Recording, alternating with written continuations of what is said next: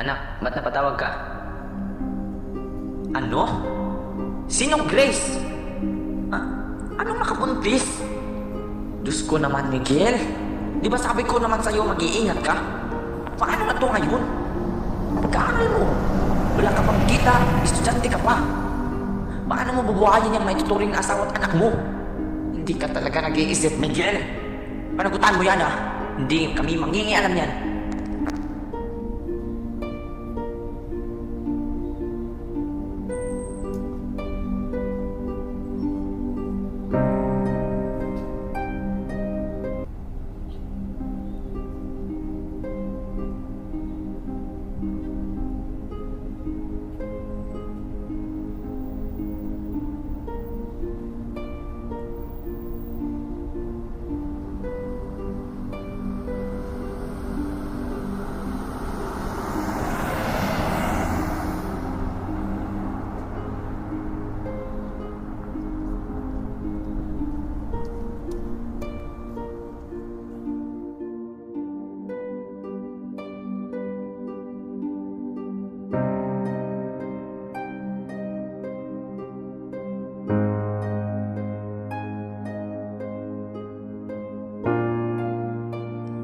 Dahil sa nangyari, napagdesisyon na lamang nila na maghanap ng matitirhan at doon muna sila pansamantalang titira hanggat wala pa silang sariling bahay. Para sa kanila, hindi na baling malaki ang renta. Ang mahalaga ay magkasama pa rin sila sa kabila ng pagtatakwil ng kani-kanilang mga magulang.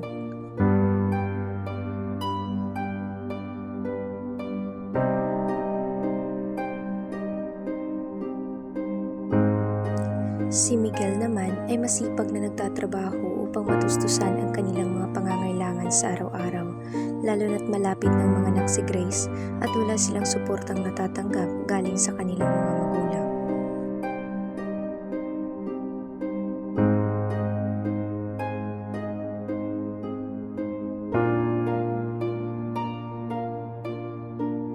Sa katagalan, itong si Miguel ay natuto ng uminom kasama ang barkada. Umabot sa puntong madalas ay lasing itong umuwi sa kanilang bahay na siya ring naging dahilan ng lagi nilang pag-aaway ng kanyang kasintahang si Grace.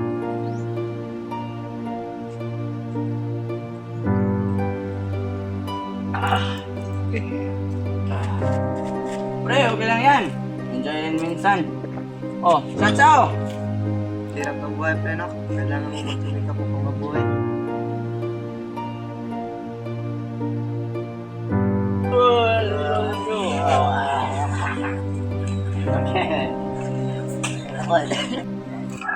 Wow, gano'n ka, pre. Pre, okay na ako. Sige, ingat ka, pre. Ikaw din, pre. Okay.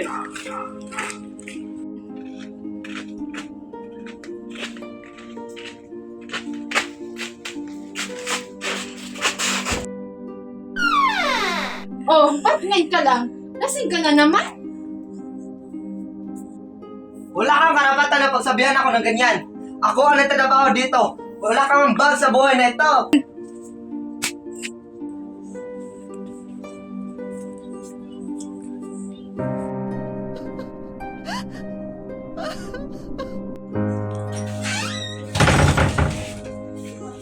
Ay, nako.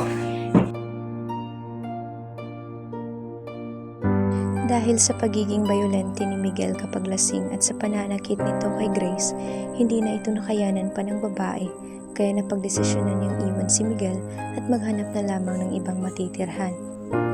Nandiyan naman ang mga kaibigan ni Grace na handang tumulong sa kanya. Pagkagising ni Miguel, wala na si Grace sa kanilang bahay. Mahal! Cute na ulo ko. Mahal! Nasaan ka? Mahal! Nasaan ka?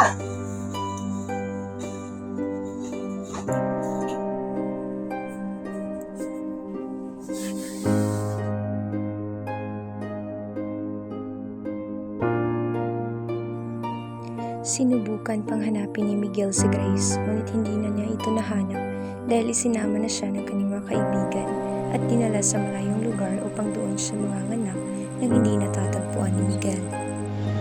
Pagkalipas ng ilang buwan, napagdesisyonan din ni Miguel na magtrabaho sa abroad upang mabibigyan niya ng maayos na buhay ang kanyang pamilya kung sakaling babalik man sa kanya ang kanyang kasintahang si Grace.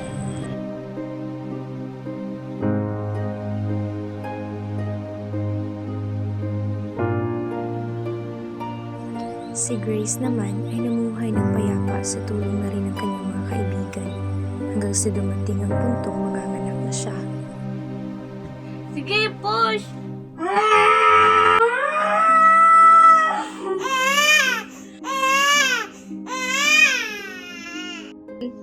Ma'am, ito na po yung anak niyo.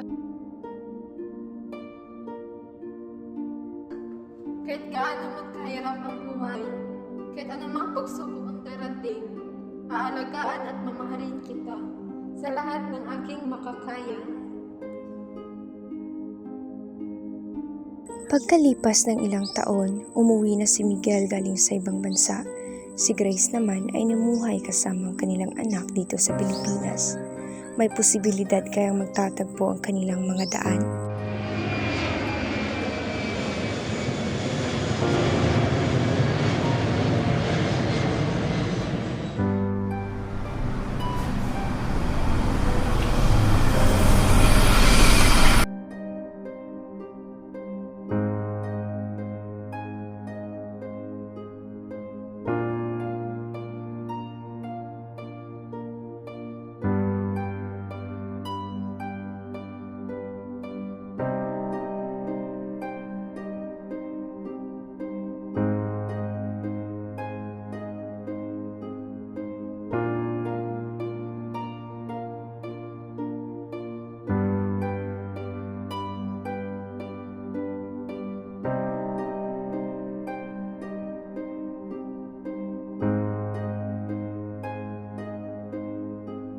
Ikaw, Grace?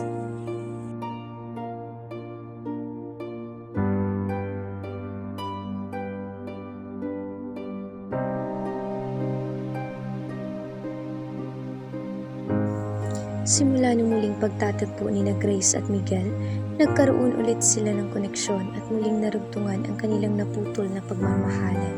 Humingi sila ng kapatawaran sa isa't isa at pati na rin sa kanilang mga magulang.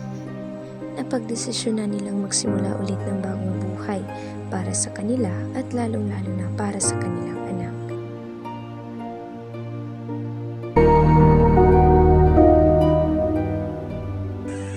Ang aral na ating makukuha sa short film na ito ay dapat nating pag-isipang mabuti ang ating mga desisyon sa buhay.